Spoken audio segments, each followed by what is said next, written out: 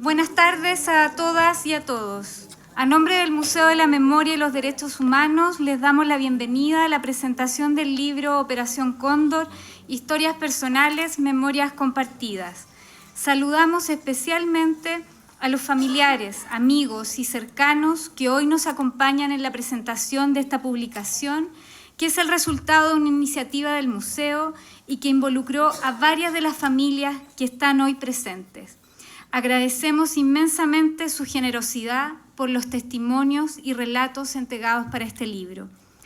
También agradecemos a Pedro Chaskel por la generosidad de entregar su documental como parte del material que compone este libro y las colaboraciones con sus artículos de John Dínguez y de Francisco Ugas, que hoy no pudo acompañarnos por estar estudiando fuera del país. A continuación, quisiera dejar con ustedes al director del museo, Ricardo Brodsky. Quiero saludar a todos los amigos y amigas que se encuentran con esta ocasión. Para nosotros, como Museo de la Memoria, ha sido un tema muy relevante en el curso de todo este año, llamémoslo el aniversario de la reunión que formalizó el llamado Plan Cóndor. Probablemente el Plan Cóndor tenía orígenes bastante anteriores a esta reunión.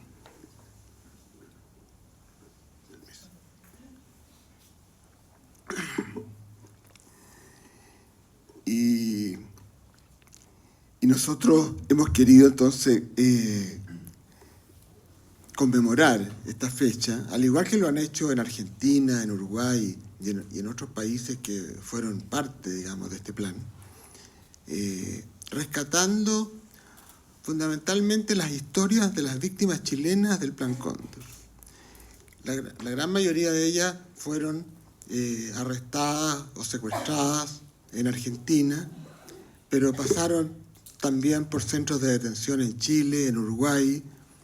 Están también los asesinatos cometidos en el contexto del Plan Cóndor, como por ejemplo el de Orlando Letelier o el de general Carlos Prat y Sofía Cuthbert. De manera que hay una manera de recoger, de construir esta historia del Plan Cóndor en su versión chilena, que está contenida en este libro. Pero está contenida buscando sobre todo reconstruir relatos personales, relatos que recojan, ¿no es cierto?, vivencias de las personas que fueron víctimas y que los muestren en su faceta más humana, no solamente como un número o como un ícono, digámoslo así, sino que como personas que tuvieron esperanzas, que tuvieron familias, que tuvieron ilusiones, que tuvieron compromiso. De manera que estamos muy contentos realmente con el resultado. Ustedes lo tienen en sus manos. Es un bello libro con una historia terrible, dolorosa, pero que creo que estamos aportando un antecedente importante para la memoria de lo que fue el Plan Cóndor y de lo que fueron las víctimas chilenas. También hicimos en el contexto de este Plan Cóndor una exposición que todavía está abierta en el tercer piso y en la explanada del fotógrafo portugués João Pina, que recoge, digamos, fotografías que él tomó en distintos países, en Uruguay, en Chile, en Argentina, en Brasil, y que son alusivas, digámoslo así, al Plan Cóndor. De manera que creemos que con estas actividades estamos, de alguna manera, cumpliendo con nuestro propósito de conmemorar, recordar, hacer presente lo que fue esta verdadera internacional del terrorismo de Estado. Quiero, por último, antes de dar la palabra a Marcela para que presente a nuestros invitados a comentar el libro, agradecer al equipo de trabajo de este libro, Marcela Sandoval, María Luisa Ortiz, Catalina Schneider, Rodolfo Ibarra y Paz Moreno. Todos ellos trabajan aquí en el museo y que formaron parte del equipo para este proyecto editorial. Muchas gracias. querido que en la presentación de este libro convivan la mirada testimonial y sobre cómo han avanzado los procesos de justicia con la perspectiva de la investigación sobre la Operación Cóndor.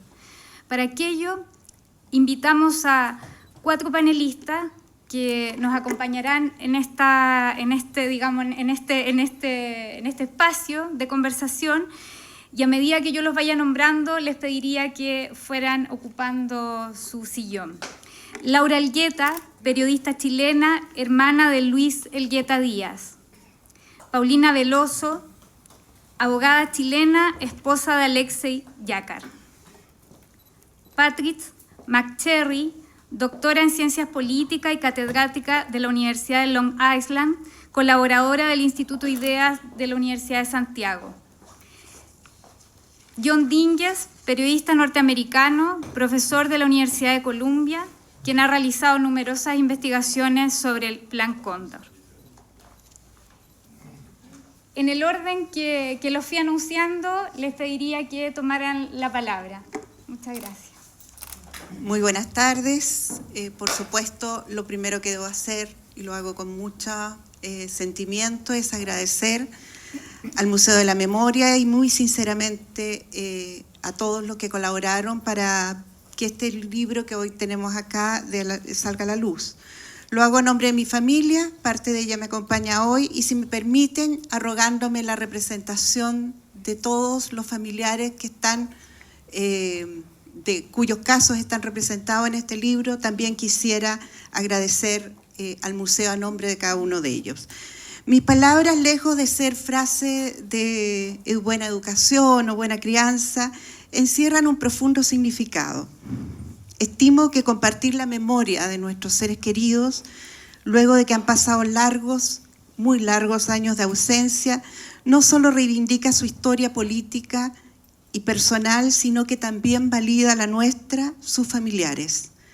Lo hace no solo desde el rol de familiares de víctima, camino público bastante conocidos por todos, sino desde nuestra historia, nuestra propia vida, en donde ellos están presentes y fueron, son y serán siempre una parte constituyente.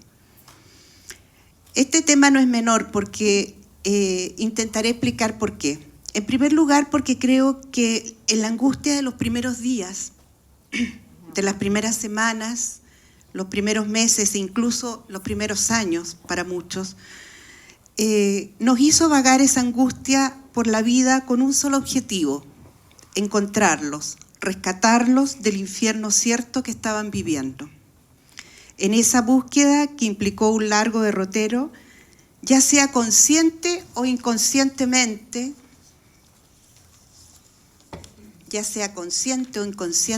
decía, dejamos en un espacio más íntimo, discreto y estratégicamente seguro todos aquellos aspectos más personales y familiares de cada uno de nuestros seres queridos. Ello, unido a la natural y humana táctica de sobrevivencia, nos llevó a irnos despojando públicamente de recuerdos vivos, cotidianos, muy nuestros. Luego el tiempo pasó. Irremediablemente el paso de los años nos obligó a hacer frente a algo a lo cual nos resistíamos. La inminente sombra de la muerte nos fue arrojando a una realidad a la cual tuvimos que hacer frente, sin tener ningún punto de referencia al cual asirnos o aferrarnos. La desaparición comenzaba a ser sinónimo de muerte de manera irreversible. Siempre recuerdo el impacto que me produjo leer hace muchos años atrás un manual de guerra de Brasil, donde se destacaba entre los métodos represivos la efectividad de la desaparición. Señalaban ahí los atributos del método porque, entre otras cosas, destruía no solo al blanco u objetivo, sino que a su grupo político, a su entorno social y decía, comillas, sobre todo a su grupo familiar. Así, fríamente se procesaba la realidad que estábamos viviendo muchas familias. Debo reconocer que el golpe fue certero y cruento y bastante irreversible. Pero así como describía desde la desaparición misma, ya sea por las urgencias de la búsqueda primero y el sentido de sobrevivencia, además de las trampas emocionales y familiares que nos fuimos poniendo como familia. La denuncia conllevó a que la dimensión más personal de nuestros seres queridos quedara un poco relegada, un poco en segundo plano, diría yo, en relación a la política y social.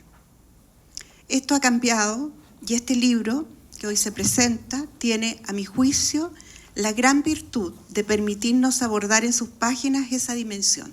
Lo decía Ricardo, una dimensión más íntima, única, inigualable, muy de ellos y de nosotros. Una dimensión que al relevarla también hace presente en nuestra propia vida, nuestra niñez, juventud, la historia de nuestras familias, porque los seres humanos que hoy recordamos en el marco de la Operación Cóndor marcaron nuestra vida en un antes y un después.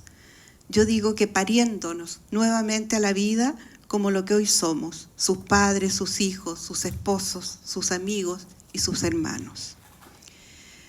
Por tener una historia ligada a la Operación Cóndor, debido a la desaparición de mi hermano Luis Elgueta y a mi propio secuestro en Buenos Aires, que me convirtió en una testigo privilegiada del accionar Cóndor, conozco mucho de los casos de las víctimas y en ese camino común he conocido a muchos de sus familiares.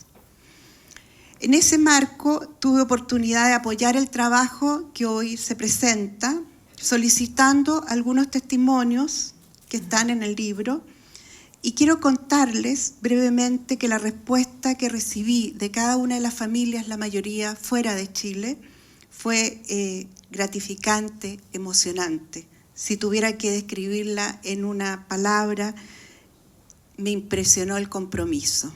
Todos dijeron inmediatamente que sí, a pesar del largo y duro camino que significa hacer estos testimonios para nosotros como familiares. Otra cosa que me impactó mucho fue el inmenso amor presente. Con ternura comenzaron a correr emails pidiendo precisiones, compartiendo dudas, emociones. Textos iban y venían entre distintas ciudades llenos de pasajes plagados de recuerdo y complicidades. Finalmente esos textos se convirtieron en los relatos que hoy tienen ustedes en sus manos y que nos permiten conocer a estas personas desde otra perspectiva.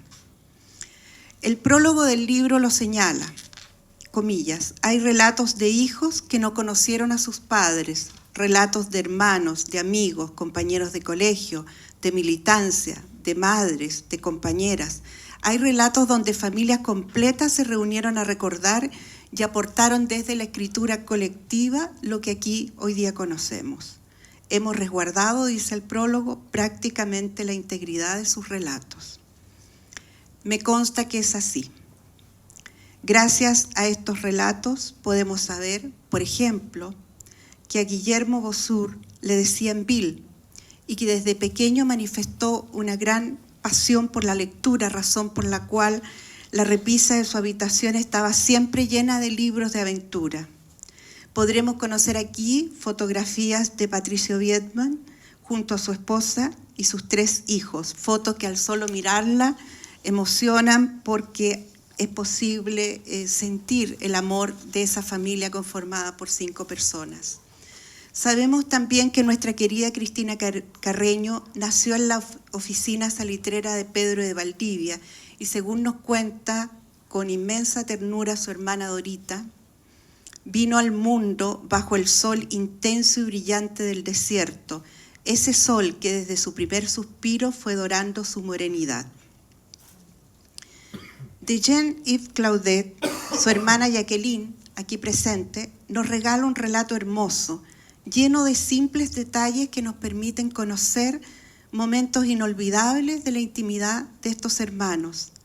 La imagen de Yves, el hermano mayor de Jacqueline, quedó grabada para siempre en su recuerdo, según nos relata, en la sonrisa y emoción que esbozó al conocer y ver por primera vez a su sobrina en Francia. Un testimonio similar nos ofrece Inés Enrique.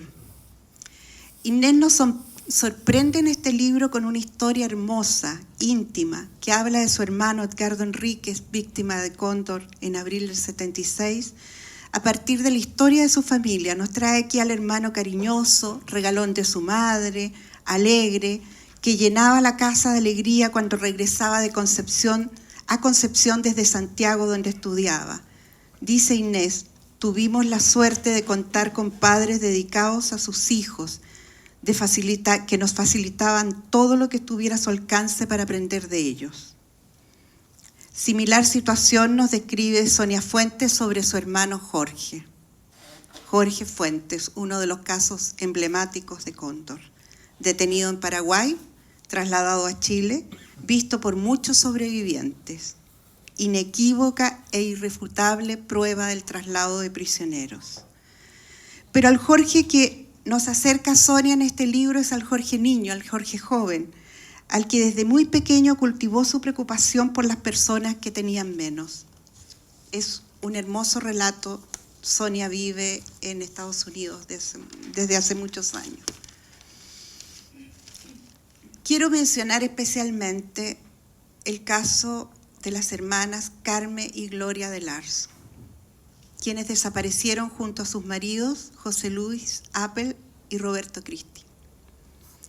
¿Cómo no mencionar a sus 3 hijos que milagrosamente están con sus familias y lograron salvarse del horror? Los hermanos de Lar, junto a sus padres, criaron a estos niños, que hoy son adultos y hasta lo que sea han podido desarrollarse bien en la vida. Los hermanos de Lar Cabeza perdieron a sus 2 hermanas mayores, a sus cuñados y también a una sobrina presuntamente nacida en cautiverio. Ellos nos dicen en este libro, todos viven en Europa. Éramos una familia feliz de 5 hermanos. Carmen y Gloria eran las mayores, lindas chicas, brillantes, con todo un futuro por delante. Algo parecido expresa mi querida amiga, la periodista y escritora Odette Mañé, cuando describe a su hermana María Cecilia. Dice Odette, comillas, su vida era una flecha al cielo, una mujer con tantas bendiciones al hombro que solo debía avanzar para cosechar. Se pregunta, ¿cómo se arman las piezas para los que nos quedamos? Con la carta a medio escribir, con el llamado por hacer, el abrazo por cerrar. Este libro recoge la historia de nuestros seres queridos y nos permite a nosotros, sus familias, compartir estos retazos de memoria con todo el mundo. Parafraseando a Benedetti, nos permite ir mostrando a todos un pedazo de quienes eran, porque queremos que todo el mundo conozca de la gran estatura humana de la que estaban hechos.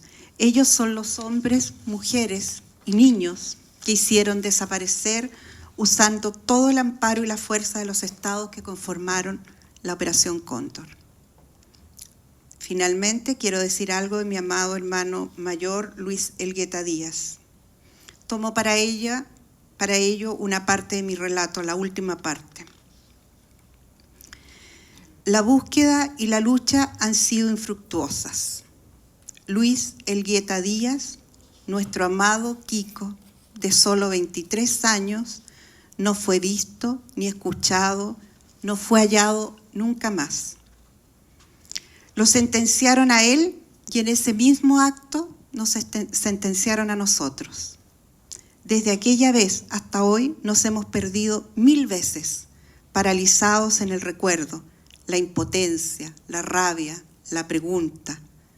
Reconocemos secreta y calladamente sus ojos en otros ojos, su voz en otras voces, su sonrisa en los momentos de felicidad, y vagamos desde aquella vez, huérfanos del inmenso amor que compartimos. Por eso lo decimos fuerte, nos hace falta, cada día, cada hora, cada año, cada fecha, nos hace falta siempre. Gracias. Igual que Laura, yo traje un texto escrito, dado que en este tema me resultaría muy difícil improvisar sin emocionarme. Muchas gracias por invitarme a esta presentación, es un honor. Es muy emocionante compartir en este acto un homenaje a las víctimas chilenas de la Operación Cóndor en este tan hermoso y significativo lugar. En este caso, es totalmente cierto que las palabras serán muy mezquinas para poder expresar el cúmulo de sentimientos que inspiran este comentario. En síntesis, y con esa limitación, diré que los relatos expresan un inmenso dolor, ausencia, vacíos, amor, sobre todo amor a nuestros familiares, y cierto orgullo por la entrega a ideales, a una causa justa, al extremo del sacrificio con la vida. La memoria, no hay duda, es imprescindible en los seres humanos. El pasado nos une con el futuro y las nuevas generaciones. En verdad, nunca hay presente, lo que acabo de decir ya es pasado. La memoria, sin embargo, es selectiva y los pueblos solo retienen en la memoria aquellos hechos y circunstancias significativas. La persecución política a los militantes de la izquierda en Chile, la lucha de sus militantes por la sobrevivencia a la organización y el encadenamiento de aquellos actos a la recuperación democrática forman parte de la memoria significativa que constituye y debe constituir la historia de nuestra patria. Fomentar esta memoria es además necesario para la reparación nuestra, de los familiares y amigos de las víctimas y de sus partidos políticos u organizaciones, y es sobre todo un homenaje a ellos, las víctimas. Ello ayuda a darle sentido a sus sacrificios. El libro recoge nombres, fechas, pedazos de vidas inconclusas, vacíos de información, algunas fotos, expresa sobre todo sentimientos de angustia, contiene mucho dolor. Ese es el sentimiento protagónico de los relatos, dolor por la pérdida, la ausencia, la brutalidad a la que fueron sometidas las víctimas. Emociones que además ebullen muy importantemente por las circunstancias del silencio inexplicable que significa la desaparición en casi todos los casos, la negación de la detención, el ocultamiento de las circunstancias de la muerte. Y todos sabemos que esta práctica de los represores produce un efecto devastador que perdura hasta siempre. El libro expresa todo esto. En este sentido es duro leerlo. Pero este conjunto de relatos muestra también, y de manera muy nítida, que las víctimas lo fueron porque eran luchadores políticos.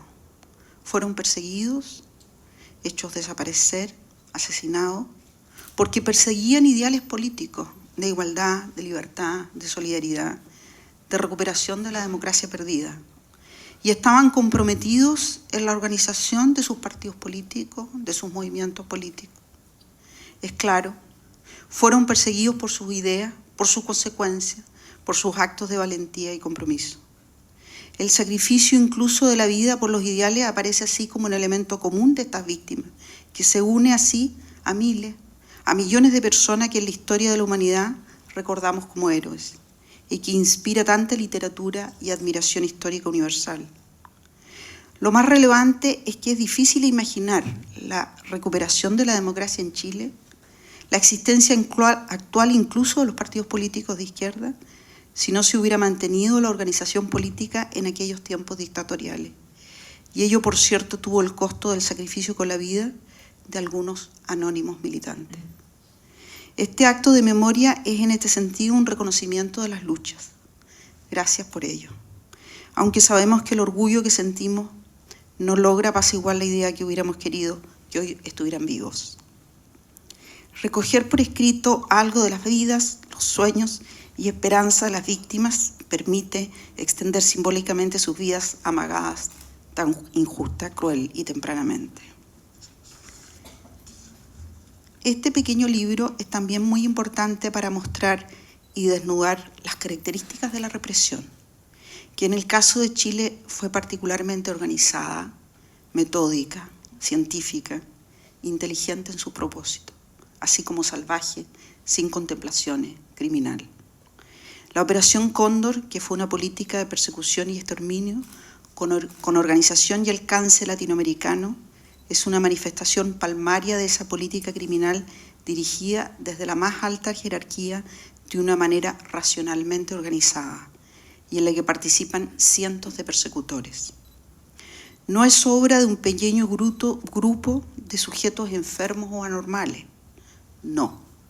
Fue decidida, pensada, organizada por gente racional, inteligente, con recursos estatales, que pretendía el exterminio de ideas y de las organizaciones que seguían aquellas ideas.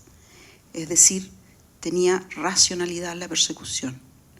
Y era apoyada por el poder de entonces, por sus políticos, incluso sus intelectuales, los medios de comunicación, y que contaban con el silencio de muchos cómplices pasivos que indiferentemente permanecían en silencio.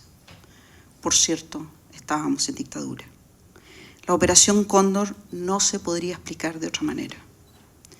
Esto es parte de la historia que es necesario develar con toda la transparencia que sea posible.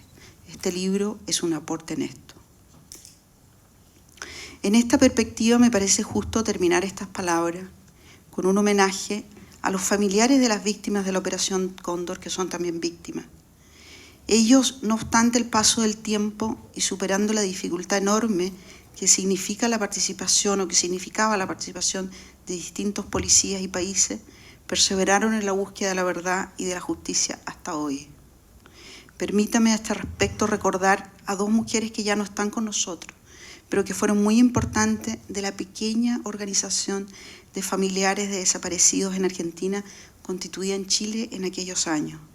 Me refiero a nuestra querida Edna Canales, mujer de Ricardo Ramírez, que presidía la organización, que murió muy joven, y la señora María Mardones, madre de Héctor Velázquez, que participaba de la organización desde la ciudad de Concepción. Con ambas compartí amistad y tantos dolores y sueños. Y hoy, cuando nos acercamos a la verdad, ya no están con nosotros. Por ello quiero traerlas al presente en nuestros recuerdos. Y también es cierto, creo que es oportuno señalarlo, que en los últimos tiempos hemos podido avanzar en ello, en la verdad, gracias a una actuación de tribunales de justicia. Justo reconocer que está lejos aquel poder judicial que nos dio la espalda, incluso que fue cómplice de las violaciones a los derechos humanos. Hoy es distinto. Recién este año, gracias a este trabajo judicial, se han podido reconocer restos de Jacobo Stulman, Matilde Pesa, las hijas están acá presentes, y Ricardo Ramírez. Y se ha podido saber de los últimos días de Héctor Velázquez y Alexei Yacar, mi cónyuge, todas víctimas de la Operación Cóndor y que aparecen en este libro. También es cierto que, aunque muy tardíamente, se pudo avanzar en descubrir los asesinos, los organizadores del asesinato de Carlos Prat, así como en su momento saber sobre la muerte, el asesinato de Orlando Letelier. Gracias al Museo de la Memoria por este trabajo. En particular agradezco a todas las personas que participaron, en su presidente Ricardo Groski, y ciertamente en María Luisa Ortiz, por lo menos es la persona que me contactó. Sacar a la luz estas vidas, estos hechos, los horrores, este sacrificio, ayuda a mirarlo así en perspectiva histórica y desde nuestra humilde visión nos ayudan a pensar que el sacrificio de ellos no fue en vano. Muchas gracias. Me siento honrada realmente estar aquí, en este lugar dedicado a la memoria y los derechos humanos. He venido aquí muchas veces, por supuesto, como asistente a muchos importantes eventos. Quiero dar gracias especialmente a Marcela Sandoval, que me invitó, y gracias a todos ustedes por su compromiso con la memoria histórica. Me imagino que muchos de ustedes han vivido en carne propia los horrores de la Operación Cóndor. Revisé este valioso libro, que es una contribución importante. Busca rescatar la memoria, las historias de personas que fueron blanco de Cóndor, incluye testimonios de familiares que me conmovió leer realmente. Así, el libro busca sanar heridos. Tiene un valor histórico con casos poco conocidos. El libro tiene bien un buen, útil resumen de los casos judiciales. Después de 40 años hay importantes procesos judiciales en marcha, pero como afirma en el libro, la justicia todavía es un asunto pendiente. El gran juicio en Buenos Aires ahora es muy importante porque examina Cóndor como sistema transfronterizo, es decir, una asociación ilícita internacional, no solamente casos individuales. Este juicio incluye víctimas de varios países y victimarios de Argentina y Uruguay. Quisiera contarles un poco de mi historia. Soy de Estados Unidos, de la generación en contra de la guerra en Vietnam, y siempre he sentido una conexión fuerte con América Latina y sus luchas desde los 70. Me impactó mucho los golpes militares y la represión masiva en la región, y he dedicado muchos años de mi vida académica en estudiar y analizar esto. Por ejemplo, durante mis investigaciones académicas en la Argentina en los años 90, sobre la transición incompleta en ese país, descubrí señales de Cóndor. En 92, Martín Almada de Paraguay encontró los archivos de terror en Asunción, que tenía referencias a la Operación Cóndor. Revisé estos archivos en 96. Empecé a seguir las huellas de Cóndor y dediqué más que 15 años a mis investigaciones al respecto. Revisé muchos libros de América Latina sobre Cóndor, obtuve becas universitarias para conducir trabajo de campo en Argentina, Brasil, Chile, Paraguay, Uruguay y Honduras. Entrevisté a muchas personas, incluyendo sobrevivientes y familiares en muchos países, y estudié documentos legales y fuentes primarias. También revisé miles de documentos desclasificados de Estados Unidos.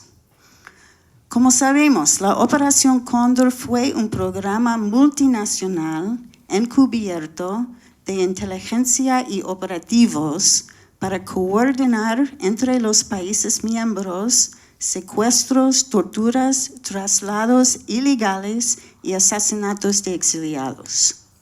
Era una gran operación negra que borró fronteras y ignoró el tradicional derecho de asilo. El sistema fue organizado por 6 países de América Latina, respaldado por Washington, y Perú y Ecuador se sumaron en 78. Cóndor se ajustó completamente a la doctrina y estrategia de contrainsurgencia que dominaba en la Guerra Fría como un programa de caza y muerte.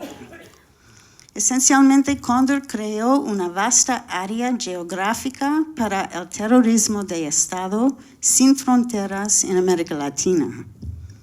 Tuvo sus orígenes en las relaciones y programas del hemisferio occidental que se forjaron, por ejemplo, en la Escuela de las Américas y otros programas para unificar y integrar a todas las fuerzas de seguridad del continente en la lucha contrasubversiva.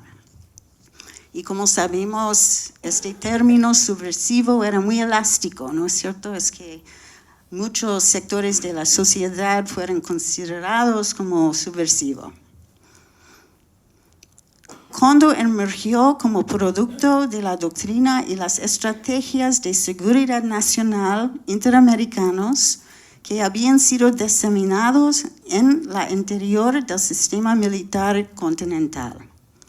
Había capacitación y conferencias militares y de seguridad, muchas veces conducidas por oficiales de Estados Unidos, como manera de reunir y movilizar a las Fuerzas Armadas del continente en la lucha anticomunista y antipopular.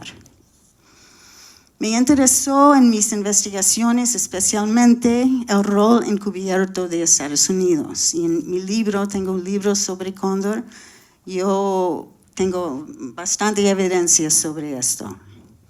No es fácil documentar el rol de la CIA o el Pentágono, pero es posible.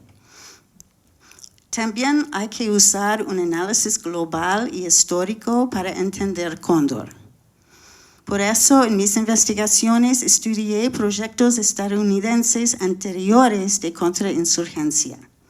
Por ejemplo, desde los años 40, Washington había utilizado operaciones encubiertas, organizando fuerzas paramilitares secretas para moldear eventos políticos en tierras extranjeras y perseguir sus intereses políticos, económicos y militares. Durante la Guerra Mundial y en los años 50, por ejemplo, Washington patrocinó los ejércitos de retaguardia en Europa, formaciones paramilitares anticomunistas que se preparaban para una supuesta invasión soviética. Incorporaron fascistas y nazis de varios países y a lo largo de los años, estas unidades se metieron en sus propios países como fuerzas derechistas para bloquear y subvertir a las fuerzas legales de la izquierda o populares. Es decir, hay antecedentes históricos del uso de redes multinacionales anticomunistas como parte de la estrategia de Washington y sus aliados. También investigué los programas de Estados Unidos en las Américas, especialmente después de la Revolución Cubana. Existieron iniciativas importantes de Estados Unidos para unificar las fuerzas militares, policiales y de inteligencia, convirtiéndolas en una enorme fuerza anticomunista. El blanco era el enemigo interno. Para esas fuerzas contrainsurgentes, los fines justificaban los medios. El analista Michael McClintock, que es un estadounidense, examinó, por ejemplo, un manual clasificado de Estados Unidos del año 60. Era de las Fuerzas Especiales del Ejército de Estados Unidos y se llamó Operaciones Contrainsurgentes. Y hay una sección en este manual que dice explícitamente en una sección que se llama Operaciones de Terror, el uso de terror contrainsurgente como secuestros y asesinatos como táctica legítima, ¿no? Eso es en el año 60 y había más manuales que no tengo tiempo que explicar. Pero el surgimiento de nuevos patrones de violencia y terrorismo de Estado en América Latina está fuertemente conectado a esos programas y doctrinas.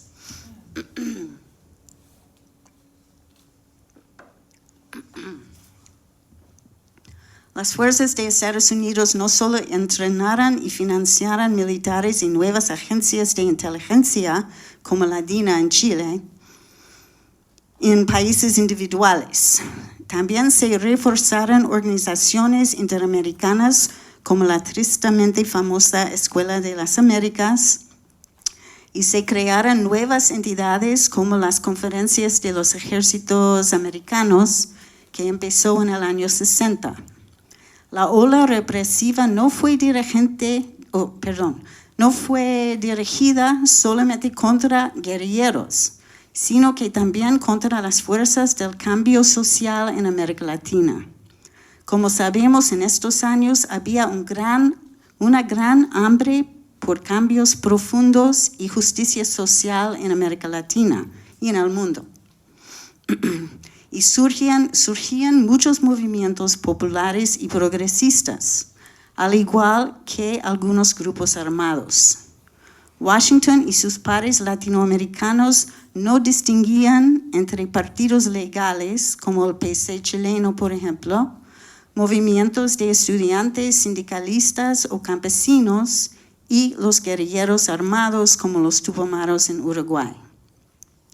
Tampoco Washington quería aceptar líderes electos de la izquierda como João Goulart de Brasil o Salvador Allende de Chile.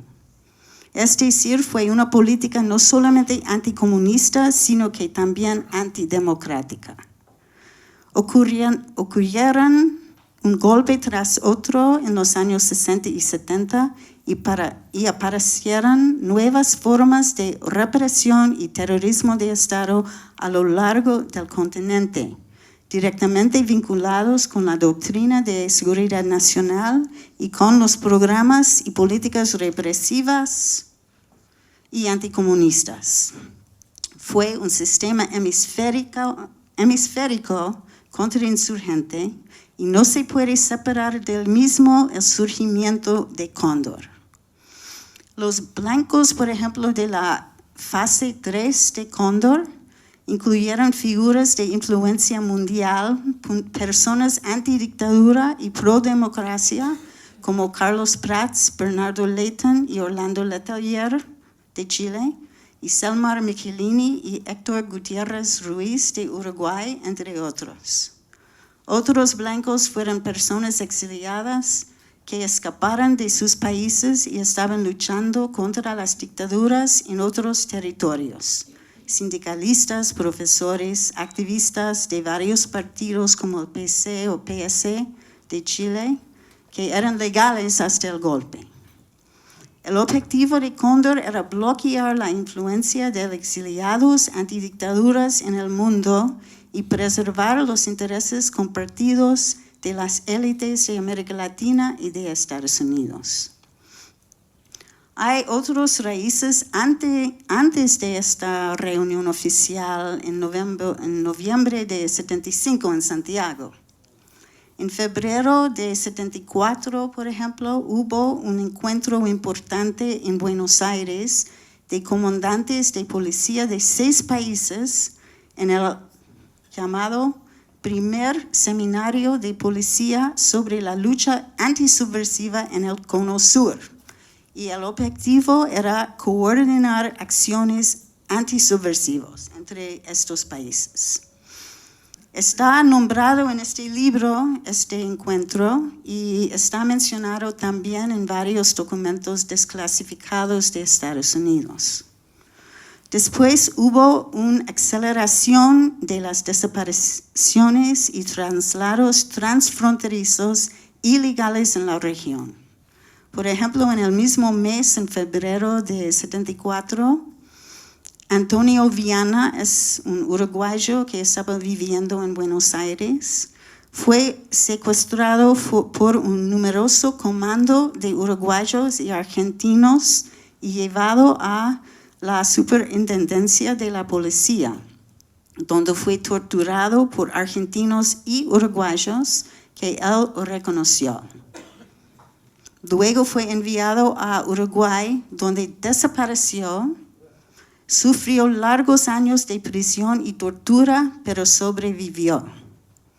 Hubo otros casos en el año 74, por ejemplo, el de Soca, 5 uruguayos secuestrados en Buenos Aires, torturados y trasladados a Uruguay, donde fueron asesinados. Bueno, por eso hay mucho más, pero no tengo tiempo para decirlos. Así, sostengo que Cóndor estaba funcionando sin nombre de código al fines de 73 o principios de 74, con unidades multinacionales cruzando fronteras y operando libremente en varios países.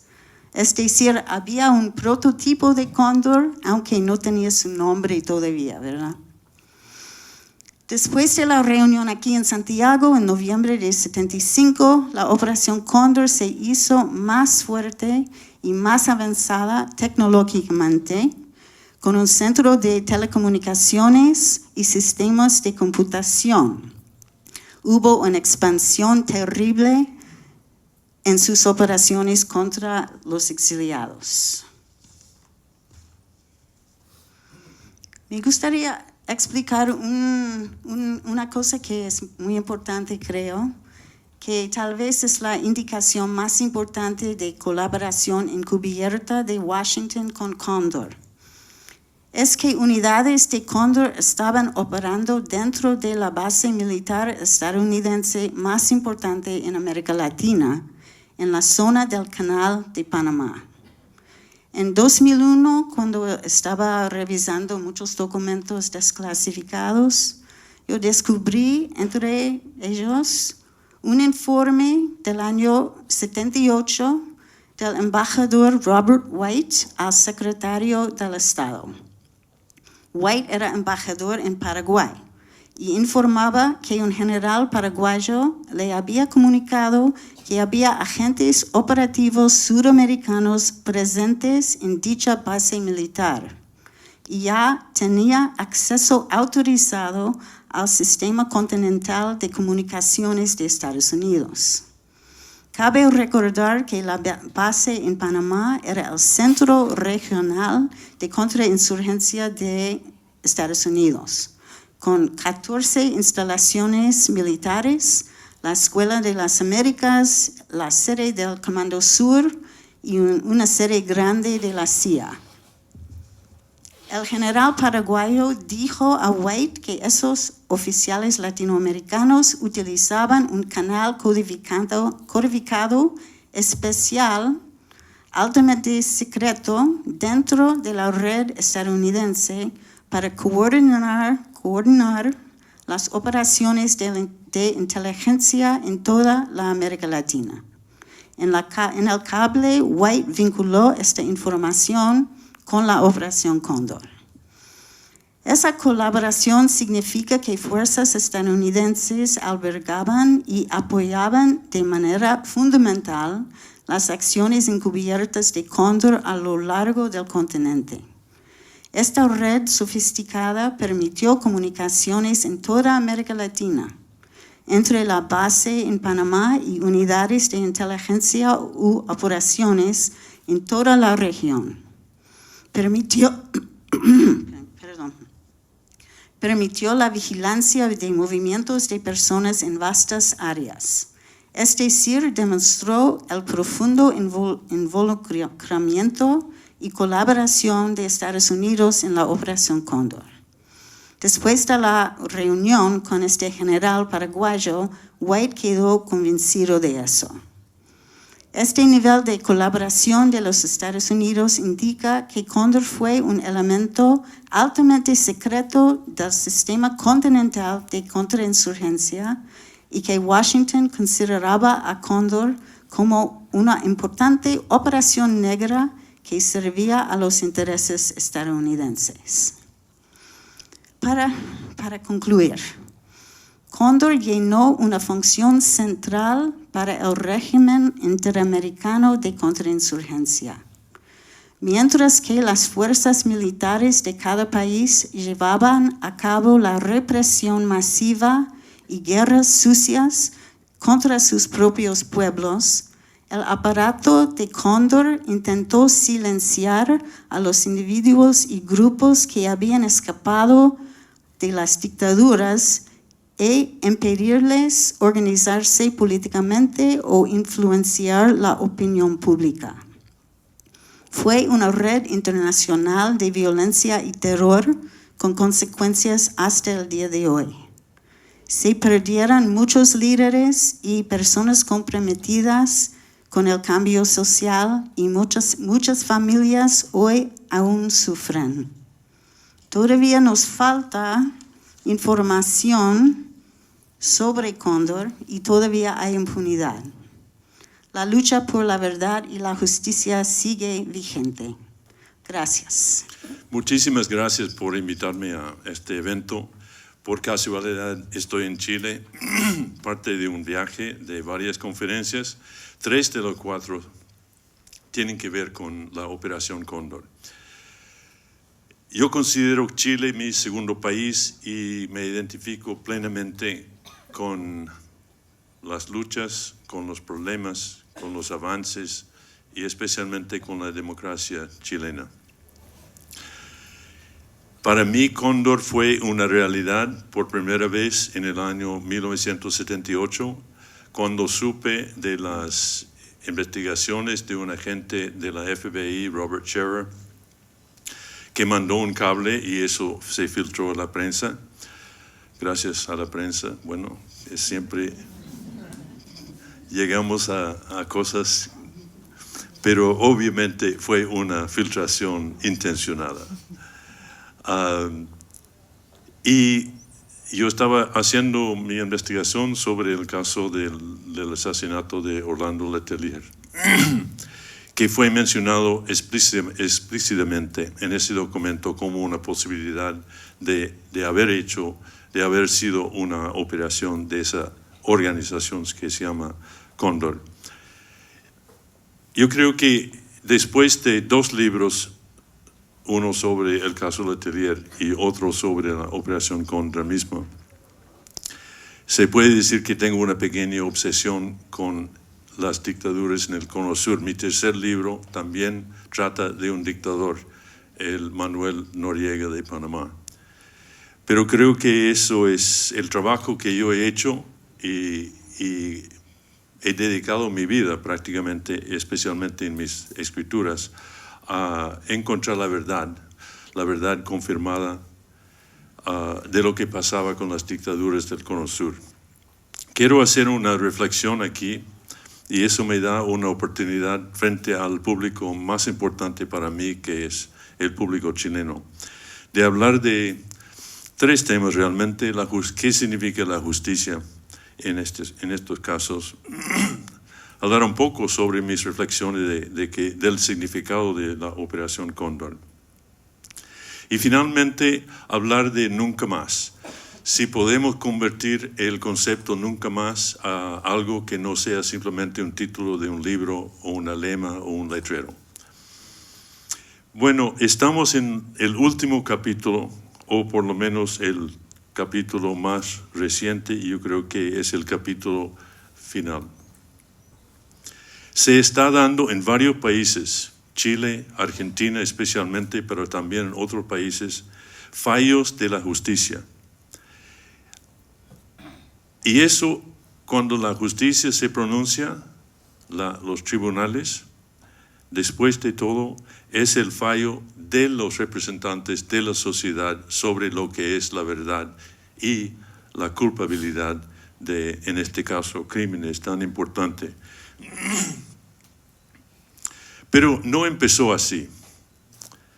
Yo recibí una llamada en el 21 de septiembre de 1976 de mi editor de Washington, del Washington Post, diciendo que John explotó una bomba en Sheridan Circle, en la calle de las Embajadas. Hemos confirmado que la placa del auto corresponde a Orlando Letelier.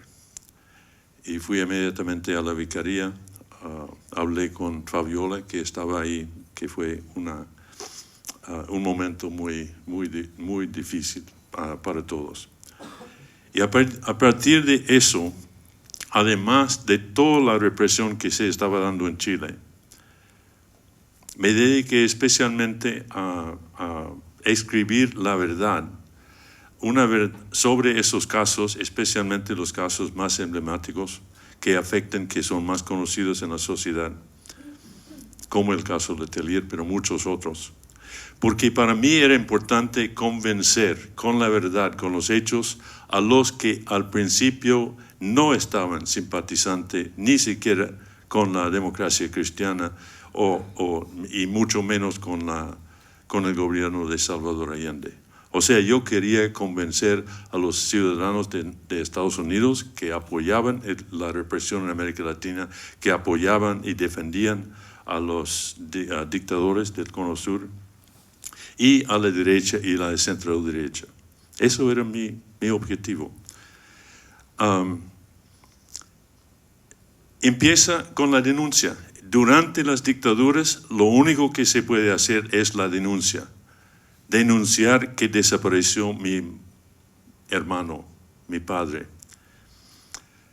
Las víctimas dan sus testimonios y en Chile especialmente hubo oportunidad de dar el testimonio de una forma más sólido y coherente, con la documentación que se hizo. Y sin esa denuncia contemporánea de los hechos hubiera sido imposible avanzar con las investigaciones.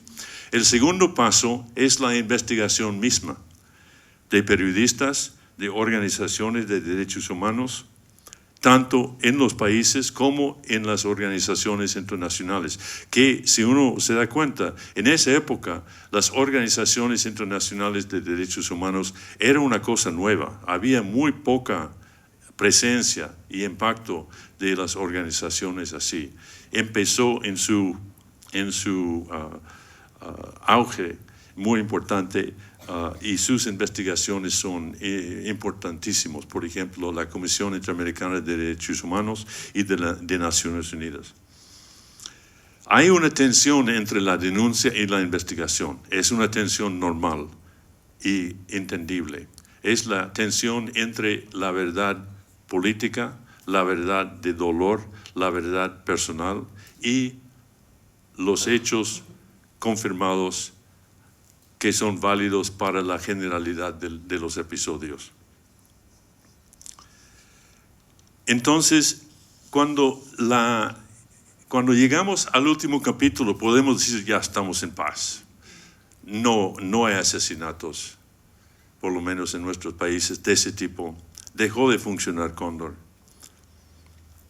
Pero lo que hacen los tribunales no es una cosa aburrida, no es una cosa irrelevante, no es una cosa para los académicos solamente o para los libros de justicia, porque en dar un proceso de investigación, deliberación y veredicto, los tribunales hablan por la sociedad y dicen, así fue la verdad. Esos fueron las víctimas, o sea, legitimadas en su dolor, y aquellos fueron los victimarios, con sus nombres y apellidos, civiles y militares. Y como Patrice dijo muy coherentemente, sus defensores internacionales.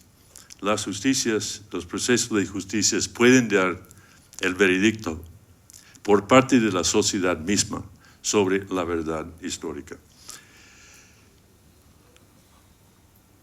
Y hay otro paso también aquí en el tercer capítulo, y eso es lo que estamos viviendo ahora. Es el paso de dar la verdad a las futuras generaciones. Cada generación pase su historia a las próximas generaciones. Instituciones como el Museo de la Memoria son esencial, es la traducción de todos los documentos, los miles de documentos. O sea, Patrice y yo hemos entrado en una sala en Paraguay con más de 300,000 páginas de documentos. Nadie ha contado, no sé, tal vez son 500,000, no sé. Es increíble la documentación que uno tenía que tratar de entender. Ahora hemos escrito nuestros trabajos y el Museo de la Memoria lo traduce para un público mucho más grande y mucho más importante. Y forma la base de la educación nacional. Yo creo que el caso Cóndor, pero especialmente lo que pasó aquí durante la dictadura militar, es parte esencial de la historia de Chile que cada persona tiene que entender en las futuras generaciones para entender lo que es el pueblo chileno, lo que es el proceso latinoamericano. Entonces,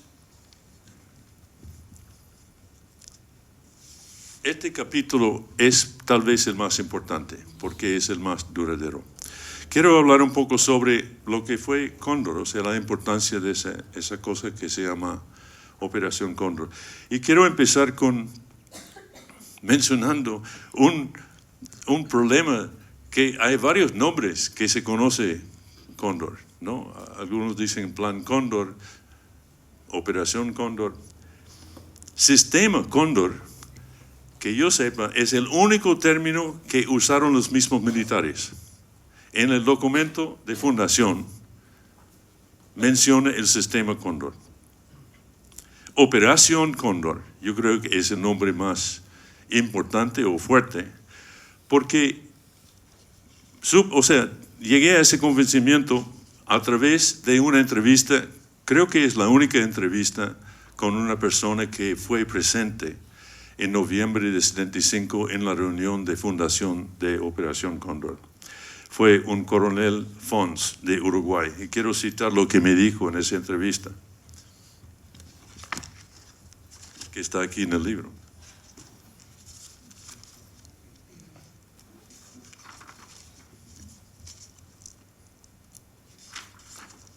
Perdón. No quiso hablar conmigo, pero finalmente yo creo que tal vez estaba con un poco de trago. Me habló 40 minutos siempre diciendo que no quería hablar conmigo. Pero cuando yo mencioné la reunión, bueno, él tenía un problema con un agente de la CIA y yo sabía el caso de su problema con el agente de la CIA, y cuando yo mencioné el nombre del jefe de estación de Uruguay de la CIA, él empezó a despotricar y ahí empezó a hablar para satisfacerse de su ira con ese agente de la CIA. Y empezó a hablar, reconoció haber estado en Santiago por la reunión, dijo, no, eso no es ningún secreto porque están los boletos aéreos. Bueno, obviamente yo no tenía su boleto aéreo, pero empezó a hablar y dijo que Cóndor era, a propuesta de Chile, se iba a eliminar gente en cualquier parte del mundo, gente que estaba haciendo daño al país, y dio como ejemplo gente como Letelier. Y dijo que el primer día quedó claro que Cóndor era para eliminar gente físicamente afuera de los países. Y dijo más que, bueno, obviamente estamos hablando de un militar que está en favor de lo que pasó. Dijo, lo de Letelier fue una operación bien hecha. Chile tenía los medios y la decisión de operar. Repito, los medios y la decisión de operar. Operar en el lenguaje de las agencias de inteligencia es un sinónimo de asesinar. Tiene otros significados. Entonces, Operación Cóndor apunta a la naturaleza de la operación, al sistema, que era un sistema para asesinar gente.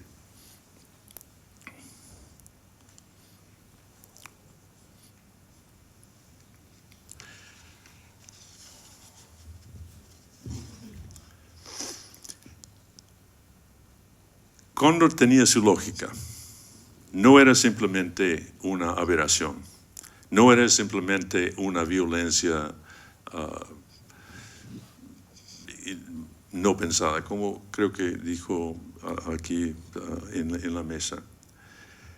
La lógica se explica en un documento muy importante que es un memorándum del principal asistente de Henry Kissinger, encargado de los asuntos latinoamericanos, Harry Schlotterman.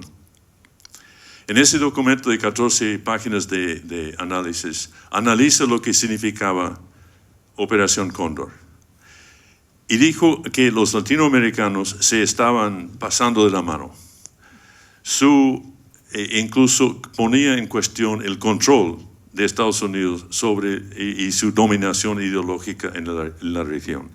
Porque los países del Cono Sur se consideraban dentro de una tercera guerra mundial. Era un término que usaban ellos, según Schlotterman. Y esa guerra total contra el marxismo se ampliaba, como hemos dicho aquí, contra obviamente los grupos guerrilleros, pero también la izquierda política en general, los grupos de derechos humanos y los activistas de la Iglesia Católica principalmente, que estaban apoyando los refugiados y las víctimas de la represión. Todo se consideraba una amenaza, sin distinción. Hay que decir que Operación Cóndor y la represión en general tenía el apoyo de grandes sectores de la sociedad, y eso también es parte de la historia. Especialmente la aristocracia aquí en Chile, grandes sectores de la clase media, especialmente en Argentina. La Iglesia apoyó la represión en Argentina, gracias a Dios, y digo en serio a Dios, que eso no pasó aquí en Chile, que la Iglesia fue la principal apoyo, soporte de las víctimas en este país. Y la prensa, bueno, la prensa censurada, la prensa controlada, pero también la prensa cómplice con las dictaduras. Y como ha dicho Patrice con mucho detalle, se contó con el apoyo de Estados Unidos. Yo difiero un poco en los detalles. Yo no considero que Cóndor fue una criatura de Estados Unidos, pero sí Estados Unidos fue el gran garante de la represión de las dictaduras militares en América del Sur. Sin su anuencia, no habría sido posible lo que pasó en América Latina en esa época. Operación es coherente con la lógica de la doctrina de la seguridad nacional, pero no es la causa. O sea, la doctrina no es la causa de la Operación Cóndor. Estados Unidos fue el sine qua non, o sea, el factor necesario para que se lleve a cabo la Operación Cóndor y la represión en general, pero no fue directamente la causa, en mi opinión, en mi investigación. Todos esos factores de apoyo civil, la Iglesia en algunos casos, prensa, Estados Unidos, permitió el asesinato en masa con impunidad. Es un factor de la historia que debemos repetir a los hijos durante generaciones. Yo considero Operación Cóndor y la represión un crimen de la sociedad en su generalidad. No solo, y hay que tomar en serio esa complicidad de la humanidad. Bueno, eso, yo quiero hablar de mi actitud después de muchos años de hacer investigaciones sobre Cóndor. Y eso es la obligación de parte mía de pensar, de humanizar, de pensar en los seres humanos que fueron víctimas de la represión y de Operación Cóndor. Y por eso que agradezco mucho al Museo de la Memoria de haber hecho este libro, porque este libro es más que un libro, porque los libros míos tienden a enfatizar víctimas más ejemplares y a veces las historias de víctimas que no conocemos los detalles, entonces no hay mucha atención a las historias de esas víctimas. Pero yo quiero mencionar algunos nombres. No puedo, o sea, yo no conozco a todas las víctimas que están en este libro, pero sí algunos yo los conozco como si fueran de mi propia familia, en el sentido de, no quiero exagerar, pero la relación que un escritor tiene con sus personajes es como una relación familiar y es muy personal. Y quiero mencionarlos. Patricio Viedma, Jean-Yves Claudette Fernández. He pasado meses estudiando sus casos. Edgardo Enríquez Espinosa. La semana pasada supe nuevos detalles sobre la manera de morir de Edgardo Enríquez. Mario René Espinosa. Hay un documento de la CIA emblemático en que menciona a él. Junto con, después el caso que hemos, tan importante para entender lo que fue Operación Cóndor, Jorge Isaac Fuentes Alarcón.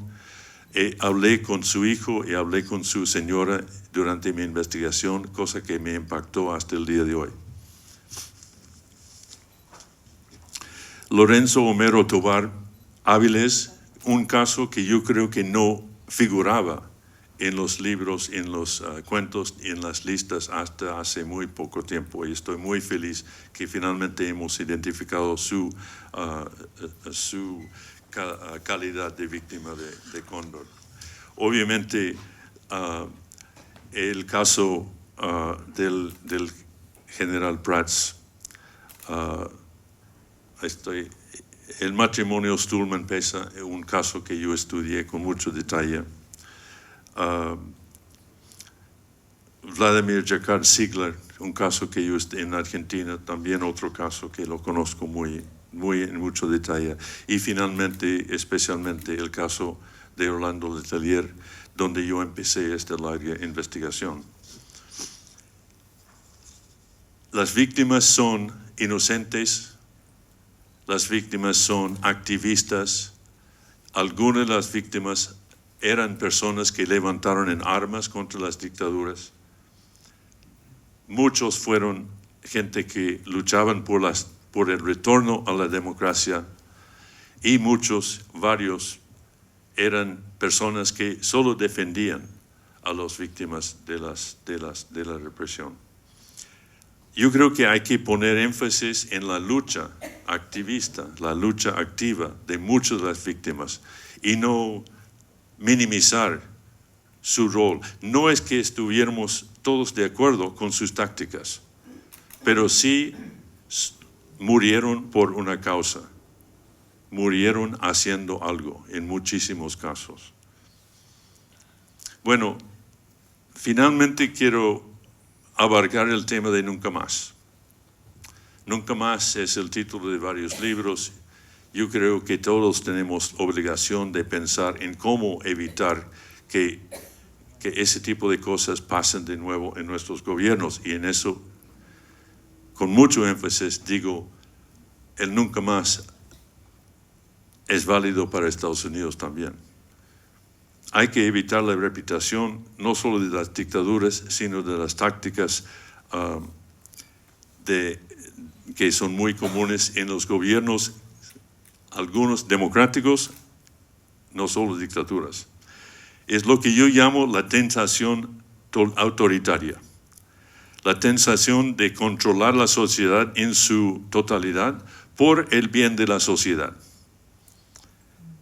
Y eliminar la oposición porque la oposición está equivocada. Y eliminar la posibilidad de fiscalización y escrutinio de los actos y abusos del gobierno. Bajo la lógica de que somos gobierno, estamos actuando para mejorar la vida de todos y de proteger a todos, así que no nos vienen con investigaciones y cuestionando nuestras tácticas. Estados Unidos fue anfitrión y padrino de las dictaduras del Cono Sur.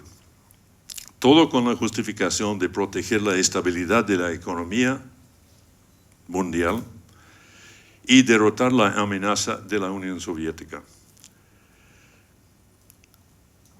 Creo que el Nunca Más debe empezar con Estados Unidos, porque la tentación autoritaria, aunque es una democracia, la tentación de ejercer el autoritarismo fuera de sus fronteras es muy fuerte. Algunos dicen que la tentación es muy fuerte adentro también. Pero no soy muy optimista, porque si yo veo lo que pasa en la actualidad, incluso bajo el gobierno de Obama, pero más con el gobierno de George Bush, W. Bush, el Bush II, veo que algunas de las mismas tácticas que se usaban, que se practicaban durante la Operación Cóndor, siguen haciéndose bajo el alero de Estados Unidos. Vigilancia electrónica contra los ciudadanos por la NSA. Ahora en la época digital, todos debemos considerarnos sujetos a espionaje de nuestros propios gobiernos. Prácticas explícitamente de Cóndor, rendición, la palabra que no se usaba en el caso de Cóndor, pero sí se practicaba. La idea de traspasar una víctima de un país a otro para torturarlo y finalmente matarlo. Tortura, las prácticas bueno, obviamente Estados Unidos usó la táctica de rendición contra los enemigos de Irak y después del 9/11. Tortura, todos debemos saber que la táctica que Estados Unidos usó en Abu Ghraib, en otras prisiones en la última década, algunos coinciden con las tácticas de Cóndor, especialmente uno emblemático. El submarino en Cóndor es igual a waterboarding practicado por Estados Unidos. La tortura, la simulación de ahogamiento es lo mismo. Y finalmente las prisiones negras, o sea, prisiones secretas, fuera del escrutinio de la sociedad, fuera de toda transparencia, donde se practicaba interrogación y tortura, asesinatos y desaparecimiento. Eso lamentablemente fue una práctica usada por Estados Unidos en las últimas guerras que estamos todavía en medio de esas guerras. Y finalmente la idea de colaboración internacional de parte de la inteligencia y de parte de los militares. Es una práctica sumamente común y es obvio cuando hay luchas comunes hay que existir prácticas internacionales de colaboración. La diferencia es si las prácticas son legales y sujeto a transparencia y escrutinio de la sociedad y los tribunales. Eso es la diferencia. Y todos sabemos que muchas de las prácticas por Estados Unidos durante las últimas décadas no fueron transparentes y fueron escondidos por el secreto durante mucho tiempo. Y finalmente fueron revelados por el trabajo de investigadores, incluso por periodistas y por los investigadores de Estado. ¿Cómo lograr entonces el nunca más? Yo creo que son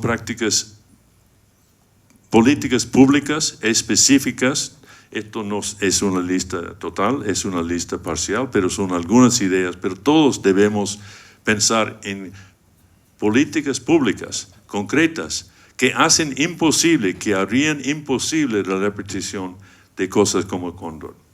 Transparencia en las instituciones estatales, especialmente en las Fuerzas Armadas, en la policía y en la inteligencia. O sea, escrutinio y en algunos casos escrutinio público para derrotar el secreto total y arbitrario.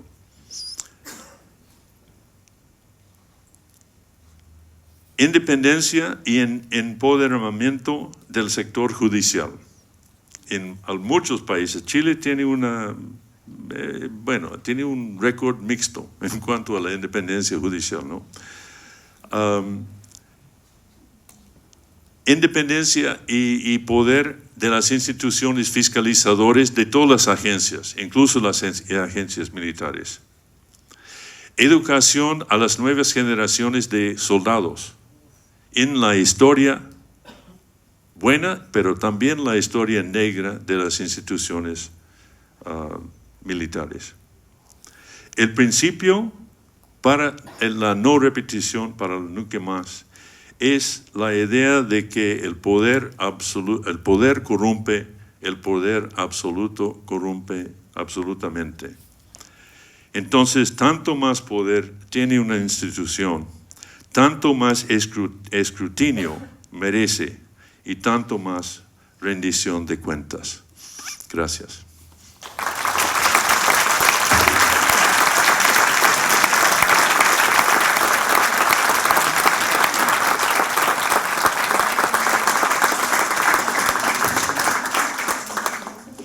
Queremos agradecer a Paulina, a Laura, a John, a Patrice por haber participado en este panel de presentación del libro y queremos ofrecer la palabra, un par de palabras a los asistentes si gustan intervenir, dar algún comentario o si quieren compartir con nosotros alguna impresión.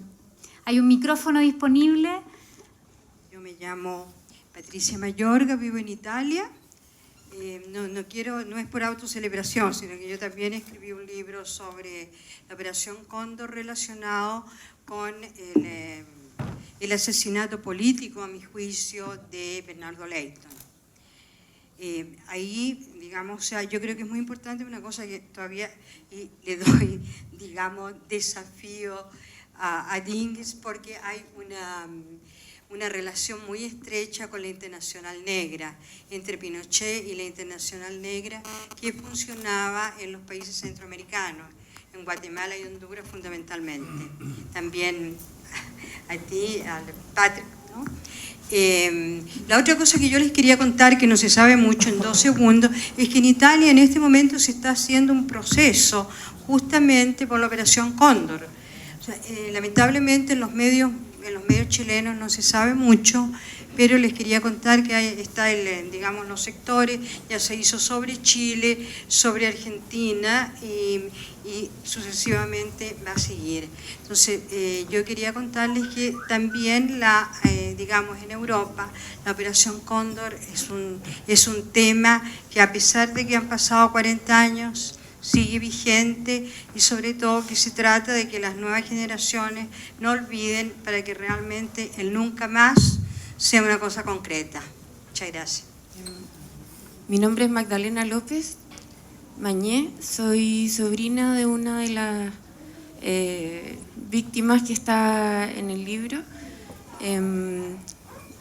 No pude conocerla, pero por lo mismo valoro inmensamente esta iniciativa, la iniciativa del libro, la documentación, la perspectiva personal con que están plasmados los testimonios. Creo que como yo me siento representante de estas nuevas generaciones que tienen que ser testigos y que tienen que ser que tienen que estar conscientes de las atrocidades que vivimos. Por lo mismo me siento muy agradecida de haber participado de este encuentro, de los testimonios. Y nada, eso. Quiero sobre todo valorar desde la perspectiva un poco más de afuera, porque yo nací en dictadura, pero crecí prácticamente siempre en democracia.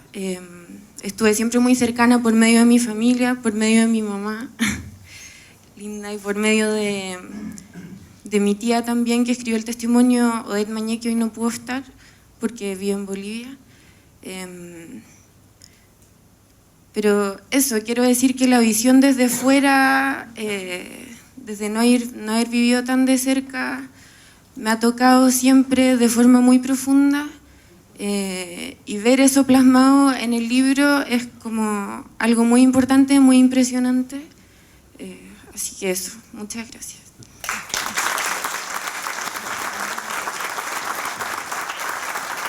Agradecer nuevamente a las familias que nos entregaron, la verdad, el valioso testimonio sobre sus familiares. Sin duda, para todos los que participamos de este proyecto, sentimos un profundo orgullo en haberlo plasmado en este libro. Quisiéramos invitarlos a compartir un vino de honor para terminar esta jornada. Muchas gracias.